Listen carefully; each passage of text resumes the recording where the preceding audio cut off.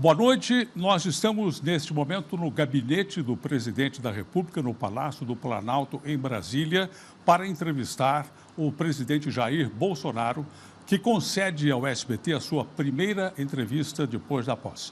Boa noite, senhor presidente. Boa noite. Obrigado pela oportunidade. Eu peço a Deus que nos ilumine para fazer um bom trabalho para o nosso Brasil. Estão conosco a Débora Bergamasco, repórter do SBT, e também o Tiago Nolasco, igualmente repórter do SBT. Senhor presidente, nós sabemos que a reforma da Previdência é fundamental neste ponto do seu governo, até para viabilizá-lo, né? Porque se a reforma for aprovada, tudo tende a correr muito melhor. Eu queria perguntar ao senhor o seguinte, em primeiro lugar, quando que o senhor pretende mandar, em que data, a reforma para o Congresso Nacional? Eu sei que o senhor está para receber o anteprojeto por esses dias, mas o que o senhor já pode nos adiantar quanto ao formato da proposta do governo? O que nós queremos é aproveitar a reforma que já está na Câmara, começou com o senhor Michel Temer. Vamos rever alguma coisa, e porque a boa reforma é aquela que passa na Câmara e no Senado, não a que está na minha cabeça ou da equipe econômica. E ela interessa para todos nós. Estamos numa situação, mais 2, 3 anos, entraremos em colapso. Nós não queremos que o Brasil chegue à situação que está a Grécia. Agora, todos vão ter que contribuir um pouco para que ela seja aprovada. Eu acredito que o Parlamento não vai faltar ao Brasil a aprovação da mesma. Uma notícia que circulou hoje dá conta de que já existe uma idade mínima aprovada para essa proposta da Previdência de 65 anos para os homens, 63 para as mulheres ou 63 anos para os dois. Isso procede? Olha, o que nós pretendemos, ao você botar num plano a reforma da Previdência, nós passarmos dar um corte até o final de 2022. Essa aqui é uma ideia inicial. Aí seria aumentar para 62 os homens, 57 as mulheres, não de uma vez só, né? Um ano a partir da promulgação e outro ano a partir de 2022. Essa é a ideia. E o futuro presidente reavaliaria essa situação e botaria do próximo governo, 2023 até 2028, né? Passar para 63, 64. Essa aqui é a ideia. Que quando você bota tudo de uma vez só num pacote, primeiro que você pode errar, e nós não queremos errar. Mas a oposição, como regra no Brasil, quanto pior estiver o governo, melhor, vai usar os 65 anos para dizer à população que nós fizemos uma tremenda maldade com o povo. Não queremos fazer isso daí. Isso tem a ver muito com o serviço público. Você não pode, por exemplo, você pega o IBGE, né? Você vê nas estatísticas ali, a expectativa de vida no Piauí, 69 anos. Então, o 65 fica um pouco forte para algumas profissões. Você tem que levar em conta isso daí. E o que mais pesa no orçamento, né, é a questão da Previdência Pública. Essa vai ter maior atenção da nossa parte. E, no meu entender, vamos buscar também eliminar privilégios. Então, não é uma reforma simplesmente dar um número para todo mundo. Haverá diferença para facilitar a tua aprovação e também não fazer injustiça com aqueles que têm uma expectativa de vida menor. Presidente, boa noite. O senhor citou aí a questão dos privilégios, né? Eu queria saber se o senhor pretende aumentar a alíquota de contribuição previdenciária para os servidores públicos. Olha, eu não pretendo, deixa bem claro isso aí. Eu sei que em São Paulo passou de 11% para 14%. Você já tem uma alíquota de imposto de renda altíssima que não é corrigido ano após ano. Na verdade, é um redutor de renda. Acredito que não seja necessário fazer isso aí. Então, daqui a pouco, você vai querer que o governo fique com o seu líquido e você fique com aquilo que é descontado da parte do governo. Então, eu acho que é injusto essa questão. 11% está de bom tamanho, mais 27,5% de imposto de renda, está de bom tamanho isso aí. Boa noite, presidente. Nascimento, Débora. Ainda falando de Previdência, se diz que a proposta que o Paulo Guedes, o ministro da Economia, vai apresentar para o senhor, apresentaria uma possibilidade de começar a idade do serviço público, do servidor público, um pouco maior do que os trabalhadores do regime geral. O senhor acha viável essa proposta? Como regra, o servidor público, você tira aí o pessoal da segurança, como regra, não está sujeito àquelas intempéries dos outros, né? Do geral da Previdência. Então, eu acho justo essa questão do contrato de servidor público. E grande parte do nosso déficit é a Previdência Pública da União, Estados e municípios. Bom, na apresentação do plano econômico do governo, falou-se em imposto único, né? E foi citado como uma possibilidade, foi citada a tributação das movimentações financeiras, ou seja, a velha CPMF. O senhor concorda com isso? Não, da minha parte está descartado, a decisão é minha nessa questão, não teremos a volta da CPMF. Nós queremos fusão de impostos e simplificações, isso a equipe econômica está bastante empenhada, né? Esse imposto único até seria, entre aspas, né, até bem-vindo, mas no meu entender é uma coisa para um longo prazo realmente. A ideia seria o IVA, o Imposto de Valor Agregado? Pode ser isso daí, sim. Eu vou discutir as sugestões que virão da equipe econômica para que a gente possa fazer uma reforma realmente que tenha reflexo o mais rápido possível junto àqueles que produzem no Brasil. Eu tenho falado para a equipe econômica, né? Nós temos que fazer com que entre mais dinheiro no caixa sem aumentar impostos. Como? Desburocratizando, desregulamentando. Tem um ministério aí, se não me engano, da infraestrutura, que tem 5.000 portarias, né? E parece que em janeiro metade vão ser revogadas, né? A mesma coisa no tocante a instruções normativas. O senhor já determinou isso? Eu determinei que não estou seguindo o Trump, não. O Trump está com muita coisa certa lá. E ele, além de revogar uma infinidade de legislações, né, ele disse lá, cada nova regulamentação, aquele ministério vai ter que revogar outras 2 a partir de agora. Devemos fazer a mesma coisa. Esse cipual de instrução normativa, de portaria, de decreto, de leis complementares, nós temos que diminuir isso aí. Eu penso, né? Quanto mais complicado é um país, né, mais leis ele tem. Presidente, na reunião que o senhor teve hoje pela manhã com os seus ministros, parece que saiu uma notícia de lá de que o senhor pediu a revisão em cada ministério sobre liberações de recursos, sobre exonerações dos últimos 30 dias do governo Temer. Qual que é o seu objetivo com isso? Tem alguma coisa que o senhor viu, já detectou que não está te parecendo boa? Por exemplo, né, a gente vai falar em criptomoedas. Uma das publicações de Estado da União, em torno de 40 milhões de reais, para que o índio brasileiro passe a ter acesso a criptomoedas. É lamentável uma decisão nesse sentido, vai ter que ser revista. A Damares já conseguiu sustar a liberação desse recurso. Outras vão tentar rever, você pode ver.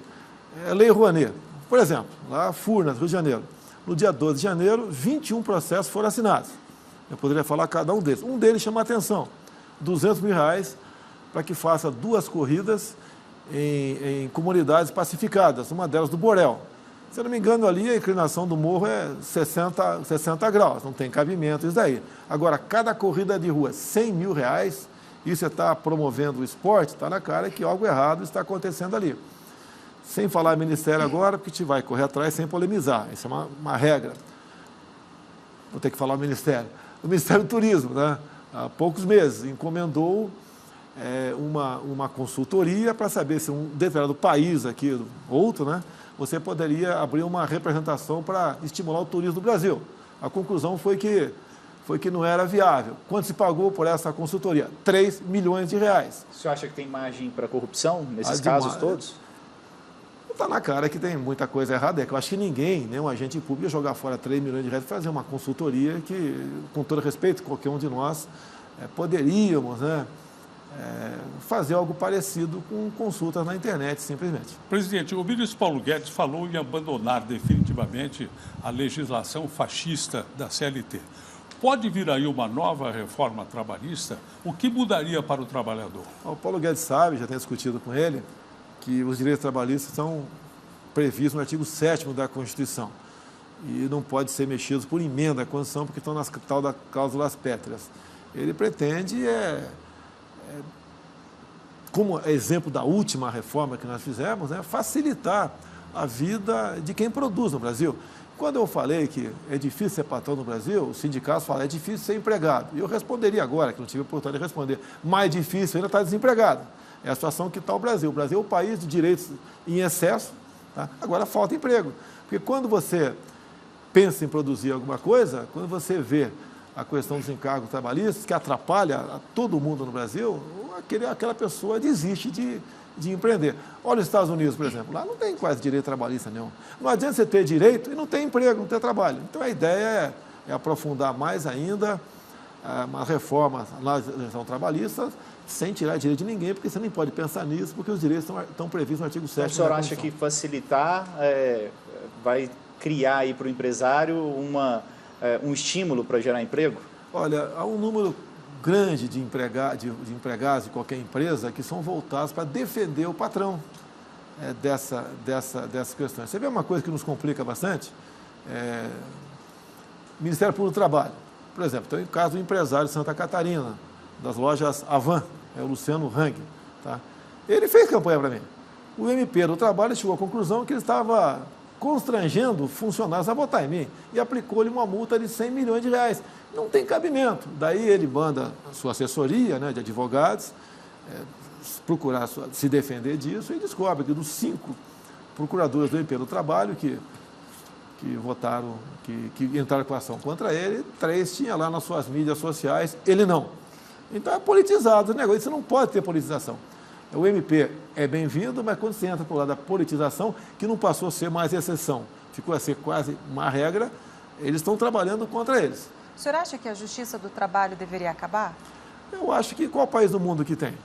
Tá? Tem que ser justiça comum, tem que ter a sucumbência. Quem entrou na justiça, perdeu, tem que pagar. Até 1 ano e meio atrás, no Brasil, era em torno de 4 milhões de ações trabalhistas por ano. Ninguém aguenta isso. Nós temos mais ações trabalhistas que o mundo todo junto. Então, algo está errado. É o excesso de proteção. É igual um casamento.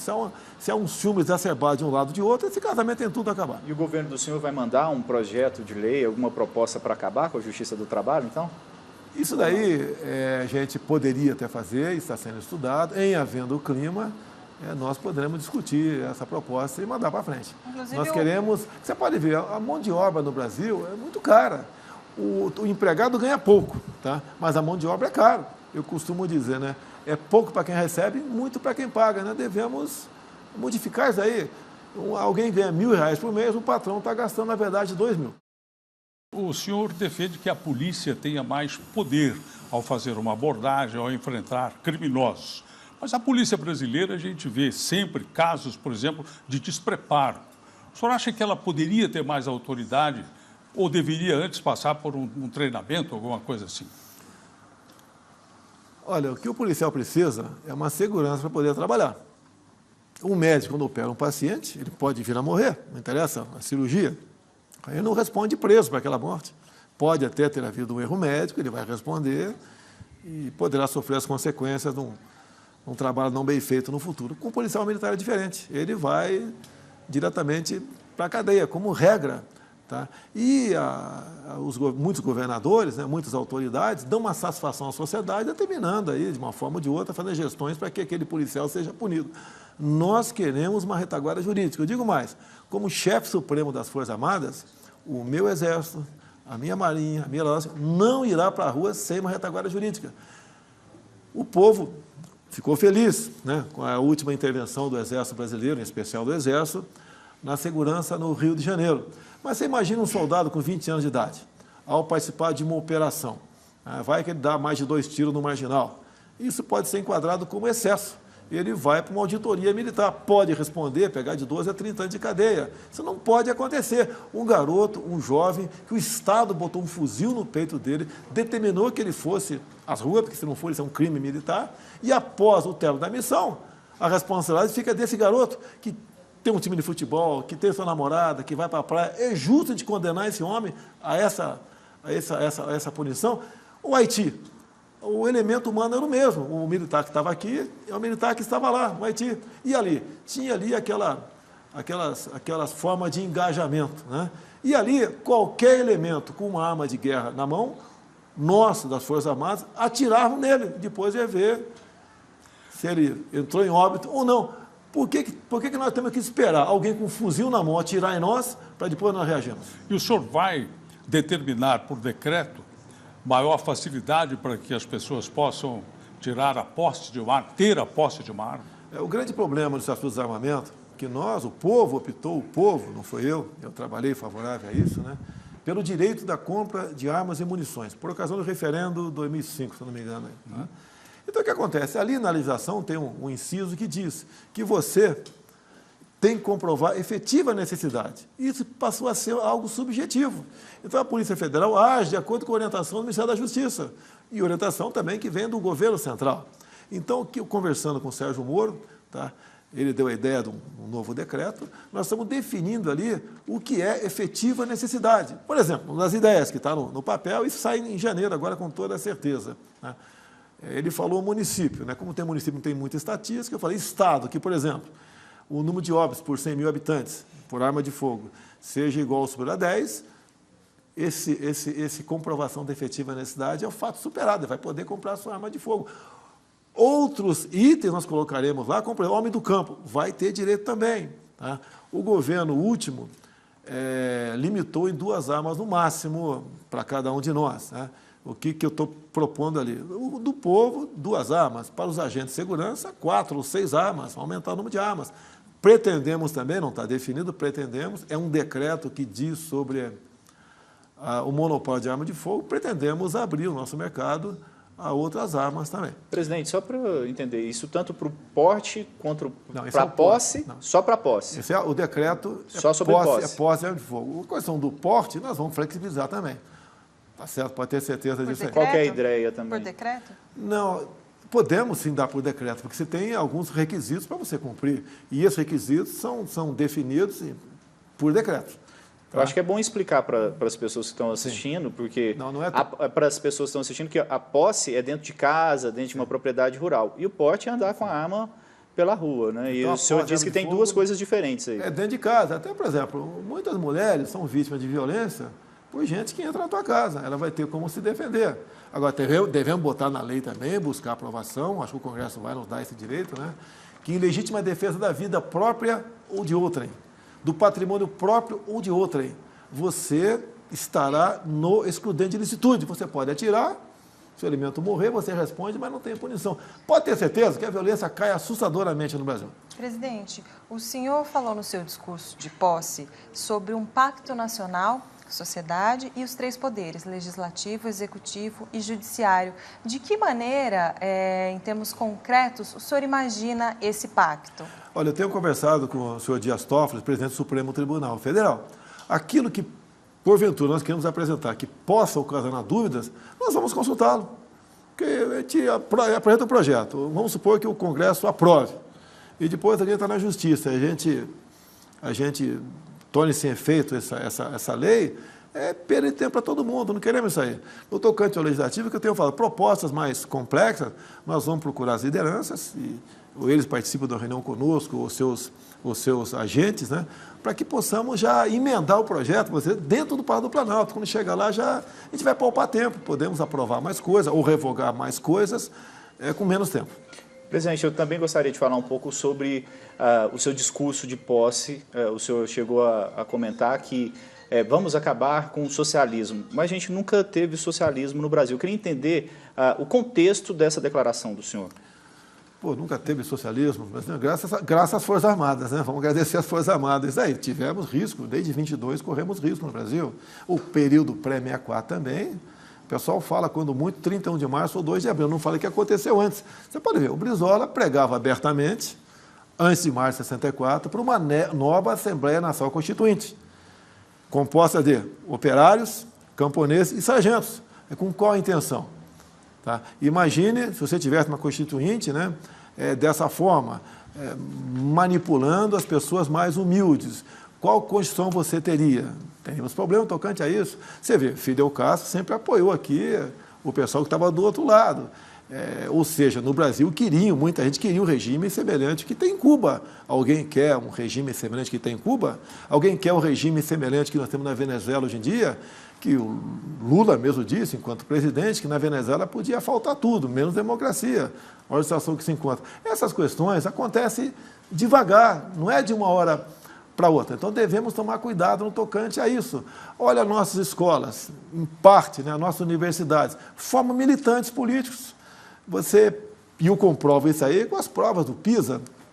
A molecada de 15 anos de idade, 70% não sabe uma regra de 3 simples, quem dirá uma composta, tá? Não sabe interpretar texto. Qual futuro nós podemos esperar para o Brasil? Estamos na 4ª geração aqui da questão industrial. Quando se fala, por exemplo, temos 14 milhões de empregados. Sim, agora, qual a qualificação? Eu sei que está difícil o emprego no Brasil, tá? Mas tem muita gente, lamentavelmente, não tem qualificação para conseguir o emprego, tendo em vista a evolução da sociedade brasileira, tá? Então, nós devemos jogar pesado na educação. Escola é um local dos mais jovens se instruírem, aprender algo para o futuro e não ter sua cabeça trabalhada para a militância política. Com essa ideologia de gênero, a militância você vê claramente. Eu tenho livros aqui do GDF, aqui, tem quadros, né, para a garotada do ensino fundamental, mostrando lá pessoas trabalhando, dizendo que o socialismo é o paraíso, o capitalismo é o inferno. É isso daí. Essa é uma grande realidade. Não queremos que o Brasil aprofunde nessas questões. O ministro Sérgio Moro quer aprovar no Congresso Nacional a prisão dos condenados, prisão automática de condenados em segunda instância. Mas há políticos no Brasil inteiro, em todos os níveis, já processados, né, correndo o risco de irem para a cadeia, muitos. O senhor acha possível aprovar? É difícil porque você tem razão. Tem muita gente que você não sabe, né, e está envolvida em alguma coisa. E essa pessoa poderá votar como algo preventivo para ele. Agora, temos um parlamento novo que está chegando aí, tá certo? Sem querer dizer que os antigos são todos aí, estão envolvidos em alguma coisa. Alguns, com toda certeza, têm. Vai ter dificuldade tocando isso aí. Agora, eles sempre se apegam na Constituição, lá dizendo que ninguém poderá ser considerado culpado, né, sem a sentença transitada em julgado. Isso aí eles consideram que a última instância é o Supremo Tribunal Federal. Em abril mesmo está marcado pelo presidente do Supremo a revisão dessa posição da prisão em segunda instância, que na última, 2, 3 anos atrás, por 6-5, foi dito que a prisão se faria presente após a condenação em segunda instância. Não sabemos se alguém vai mudar o voto dentro do Supremo, mas isso pode acontecer. Então, é uma dificuldade, não é do Sérgio Moro, nossa, nós queremos aprovar isso sim. Talvez por um Congresso mais novo nós possamos ter essa oportunidade de aprovar isso. Agora, mesmo se aprovando uma lei, pode o Supremo dizer que a lei está bacana, legal, mas a Constituição diz que tem que transitar em julgado. Presidente, o senhor começou a falar da relação com o Congresso e o partido do senhor acabou de apoiar a candidatura à reeleição do atual presidente da Câmara, Rodrigo Maia. O senhor deu o aval para essa decisão? O senhor apoia também Rodrigo Maia? Qual que vai ser a postura do senhor? Olha, não tenho nada a opor a qualquer um dos candidatos que estão aí. Tenho um bom relacionamento com todos eles, né? Eu quero que o meu partido vai apoiar alguém e eu não vou participar dessa negociação, tá? E espero que o partido apoiar seja aquele que venha ganhar. E mais do que ganhar, coloque em pauta as matérias que nós, porventura, venhamos apresentar junto à Câmara dos Deputados. Depois desse apoio, o Partido dos Trabalhadores disse que agora desistiu de apoiar Rodrigo Maia por essa aproximação com o PSL e que vai escolher outro candidato, que não vai mais apoiá-lo, como apoiou na eleição passada do Rodrigo Maia. O senhor acha isso bom ou ruim? Olha, abrindo o jogo para vocês aqui, né? Durante a minha campanha, nós fizemos, acho que 8 reuniões com grupos de parlamentares. Conversamos com quase 200 parlamentares, né? Nós sabemos como a oposição se comporta aqui no Brasil. A oposição é oposição no momento agora, né? PT, PCdoB e PSOL. Eles não têm como dialogar conosco, eles não aceitam diálogo conosco, né? Mas o senhor gostaria de ter esse diálogo? Não, eu não quero apoio, não. Eu não vou aqui dizer que você é bonzinho, quero apoio de todo mundo. A realidade, na prática, não é essa. Eu tenho 28 anos dentro da Câmara. E eu conheço muito bem cada parlamentar que tem lá dentro. E esse parlamentar do PT, PCdoB e PSOL, eles são radicais. Eles não admitem buscar um meio termo, eles são contra e ponto final. E já sei que vão fazer uma campanha contra mim. Então, eu acho que nessa questão, quem for conduzido no meu partido vai levar para o lado que o PT, PSB e PSOL pode ficar apoiando quem bem entendente, fica para o lado de cá, porque nós queremos dialogar com quem quer dialogar. Bom, por falar em apoios e não apoios, os governadores do Nordeste, que são de oposição, boicotaram a sua posse, não vieram. Isso é uma declaração de guerra? Haverá guerra? Da minha parte, não. Eu não posso fazer uma guerra com o governador do Nordeste atrapalhando a população. O homem mais sofrido do Brasil está na região Nordeste, exatamente por essa mentalidade desses governadores. É o que nós, junto com o Marcos Pontes, estamos fazendo e muito aqui. Ele vai para Israel agora. Temos um bom contato com o Benjamin Netanyahu, com o Yoshi, o nosso embaixador de Israel também. nós vamos mergulhar para resolver muitos problemas no Nordeste, entre eles, obviamente, a questão da falta d'água, a questão da agricultura de irrigação. Então, temos muita coisa, vamos levar para o Nordeste definitivamente. Agora, eu já ouvi dizer também, não sei se é verdade, né, que os governadores não vão ter meu retrato em sua sala. Eu espero, quando vêm pedir dinheiro para mim, pelo menos digo o seguinte, ó, ou melhor, não venham pedir nada para mim, porque eu não sou presidente, o presidente está lá em Curitiba. Agora, nós não podemos, repito, prejudicar o sofrido povo nordestino por questões políticas como a nossa. O senhor falou em Benjamin Netanyahu, essa aproximação com Israel, ele esteve aqui na sua posse, jogou até bola na praia no Rio de Janeiro, certamente não está agradando ao mundo árabe. O senhor fará movimentos no sentido de garantir aos árabes que as relações com o Brasil, comerciais especialmente, serão mantidas e olha, segue tudo igual? Grande parte do mundo árabe está alinhado ou se alinhando com os Estados Unidos. Essa questão das Palestinas já está saturando o pessoal do mundo árabe em grande parte, né? Quem se manifestou muito pesado contra mim foi o Irã. O Irã que, no tempo de Ahmadinejad, Lula foi lá e deu declarações favoráveis que o Irã enriquecesse o urânio acima de 20% para fins pacíficos. Nós sabemos que com esse percentual, a questão bélica está ali do seu lado, né? Então, alguns mais radicais, com toda certeza, podem tomar alguma sanção, espero que apenas econômica, contra nós. Agora, não vou deixar de reconhecer a autoridade de Israel. Quem decide onde vai ser a capital de Israel é o seu governo, o seu povo, e ponto final. Imagine se nós, hoje em dia, não tivéssemos ligações comerciais e diplomáticas com Israel. Onde eu botaria a embaixada hoje em dia? Em Tel Aviv ou Jerusalém? Botaria em Jerusalém. E qual a diferença agora se, porventura, nós resolvemos transferir a embaixada de Tel Aviv para Jerusalém? Não me entender problema nenhum. Como disse o primeiro-ministro israelense, né? A decisão está tomada, está faltando apenas definir quando que ela será implementada. Presidente, o senhor falou da questão do Irã e das críticas após essa questão de transferir a embaixada brasileira.